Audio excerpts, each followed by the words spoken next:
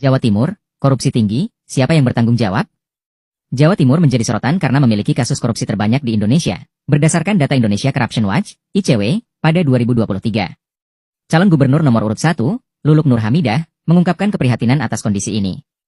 Ia menyalahkan pemerintahan saat ini yang terlalu berbangga diri dengan penghargaan, padahal rakyat masih merasakan kesulitan dalam mengurus administrasi. Luluk menegaskan komitmennya untuk memberantas korupsi jika terpilih. Calon gubernur nomor urut 2, Hovifah Indar Parawansa, membantah tuduhan tersebut. Ia menekankan bahwa pemerintah telah menjalankan tata kelola pemerintahan yang bersih dengan skor 92 dalam Monitoring Center for Prevention, MCP, KPK, lebih tinggi dari skor nasional 75. Dari data ICW, sebanyak 64 kasus korupsi terungkap di Jawa Timur, dengan korupsi di sektor desa menjadi yang terbanyak, 20 kasus, disusul oleh sektor pemerintahan, 10 kasus. Hampir seluruh wilayah Jawa Timur memiliki kasus korupsi, kecuali 5 kabupaten kota, Blitar, Banyuwangi, Magetan, dan Pamekasan. Debat Pilgub Jawa Timur 2024 menjadi ajang adu argumentasi kedua calon gubernur terkait penanganan korupsi. Publik menantikan realisasi janji dari calon yang terpilih untuk mewujudkan pemerintahan yang bersih dan berintegritas di Jawa Timur. KPK periksa Gubernur Jawa Timur Ibu Hovifah Indar Parawansa terkait kasus korupsi dana hibah APBD. Ibu Hovifah diperiksa KPK. Ibu Hovifah diperiksa KPK. Ibu Hovifah diperiksa KPK. Gubernur motong buah, rakyat memotong sabar. Ibu Hovifah 569 miliar uang rakyat hilang. Tapi apa yang ibu lakukan? Malah ngupas buah? Ini bukan cara masak, Bu. Ini Jawa Timur. Saya tunjuk langsung ke Anda, karena rakyat sudah muak dibungkam dengan keji. Korupsi terjadi, bank dibobol, dana hibah disorot KPK. Dan Anda masih diam, Ibu. Kalau Ibu masih punya hati nurani, jawab sekarang. Tuh. Ya dana hibah itu ya dua-dua dan pelaksananya juga sebenarnya semuanya kepala daerah. Tadi Gubernur Jatim itu tahu juga terkait dana hibah. Ya pasti tahu. Orang dia yang mengeluarkan masa dia nggak tahu. Kenapa nggak suka ya kalau Bu Risma ingin mensejahterakan Jawa Timur? Karena angka kemiskinan yang namanya Jawa Timur masih terbesar selama Bu Hovifah itu menjabat. Oh iya, jangan lupa, saya bisikin Anda, ya. Pada saat masih COVID-19 ya, antara 19 dan 20 ada 3 kali sindiran dari Ibu Sri Mulyani untuk Ibu Hovifah, ya kan? Untuk apa mengendapkan uang sampai ratusan miliar di bank, tidak digunakan untuk masyarakat dan membantu rakyat, atau dibangunkan seperti pembangunan apa gitu, sumber daya manusia gitu, ya kan? Enggak. Nah, jadi bagi orang yang nggak suka Bu Risma, ya karena Bu Risma banyak menolong rakyatnya dulu ya, terutama masalah pendidikan, angka kemiskinan, ya kan. Terus yang viral-viral pasti marah lah. Kalau Bu Hovifah kan pencitraan, yang dicari pencitraannya apa? Masalah rendang babi. Semua belusukan itu yang namanya warung-warung harus dikasih standar halal. 11-12 sama yang namanya mantan gubernur yang namanya Sumatera Barat, ya kan. Kalau itu ternyata ya belum lama juga setelah Ibu Sri Mulyani sentil yang namanya Ibu Hovifah itu mengendapkan uang di bank sampai 222 miliar itu, ya. Ternyata nggak lama wakil gubernurnya itu di OTT oleh KPK masalah dana hibah. Keren kali, bro, ya orang-orang Jawa Timur. Makanya orang Jawa Timur masih banyak, kalau yang kru-krunya Hovifah itu ya masih mendukung dia karena kebagian, ya kan, dana hibah itu, ya kan. Nah, dibilang digerebek ya apa namanya di kantornya, ditindak oleh KPK ya, OTT pada waktu itu ya. Apa yang dibilang Bu Hovifah? Saya nggak tahu apa-apa. Iya kan, nggak tahu apa-apa masalah dana hibah.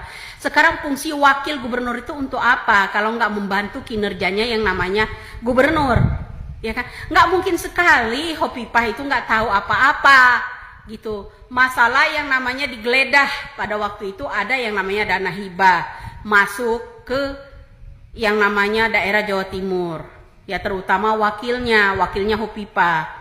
Kan sampai di sekarang masih ditambang kan, udah keluar apa belum dari penjara? Belum kan? Nah, jadi ada pembelian yang namanya mobil seharga 500 juta waktu itu, ya kan, itu disita juga. Baru berapa bulan bro menjabat, udah ada dana hibah, terus langsung beli mobil baru gitu. Enak kali ya.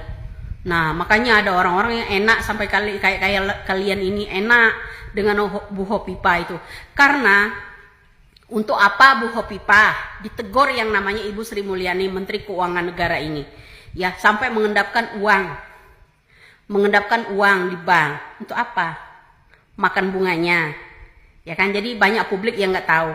Tapi lihatlah ketika saya membahas masalah Bu Hopipa pada waktu itu ya.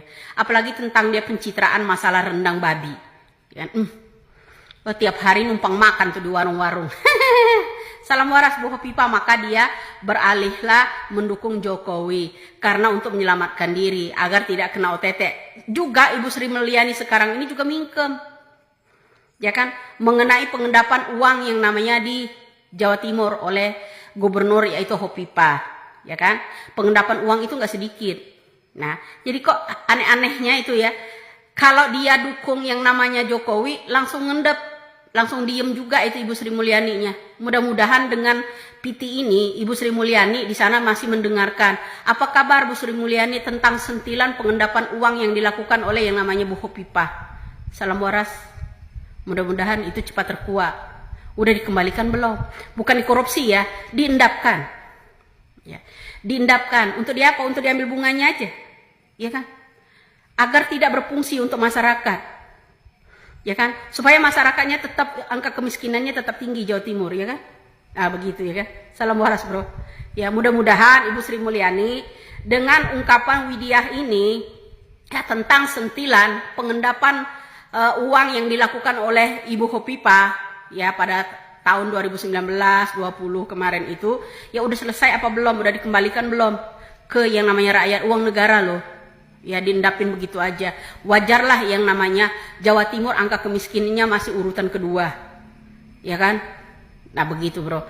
Jadi kalau urutan kedua atau ketiga ya, pokoknya Jabar ya urutan kedua ya, Aceh nomor 1 ya kan. Nah begitu. Jadi tentang angka kemiskinan, fungsi yang namanya uang, ya uang seharusnya membantu masyarakat atau swasembada apa gitu, kegiatan apa, UMKM atau bagaimana. Nggak ada ini bro. Diendapkan di bank, bukan dikorupsi, diendapkan di bank untuk apa? Saya tanya, ya mudah-mudahan Ibu Sri Mulyani dengan kontennya Widya ini bisa mengungkit kembali. Jangan diem aja, jangan mentang-mentang dia sekarang ini dukung yang namanya Prabowo, ya kan? Ya, tentang pengendapan uang Bu Sri Mulyani sentil kembali yang diendapin oleh yang namanya Bu Hopipa sebesar 222 miliar itu. Oke, salam waras. Gubernur Jawa Timur dipanggil pengadilan Tipikor Surabaya. Iki baru berita bagus. Ketua Majelis Hakim yang menyidangkan korupsi dana hibah di Pengadilan Tipikor Surabaya meminta supaya Hovifah Indar Parawansa dihadirkan. Yang diminta adalah jaksa KPK. Teman-teman, tentu ini untuk menguak, membuka korupsi 2 triliun. Ini tidak main-main bro, 2 triliun. KPK sudah pernah menggeledah kantor gubernur. KPK juga menggeledah kantor wakil gubernur. Tapi yang kita tunggu-tunggu tidak ada kelanjutannya. Tidak ada penetapan tersangka pejabat Pemprov. Tidak mungkin korupsi bertahun-tahun. Hibah ugal-ugalan. Nyatanya dari 21 tersangka tidak ada satupun pejabat pemerintah Provinsi Jawa Timur. Padahal hibah ini yang meng-ACC, yang tanda tangan itu Hovifah, yang tanda tangan itu gubernur. Masa ugal-ugalannya itu tidak ada pertanggungjawabannya? Akhirnya keganjilan ini akan dijawab di persidangan Pengadilan Tipikor Surabaya.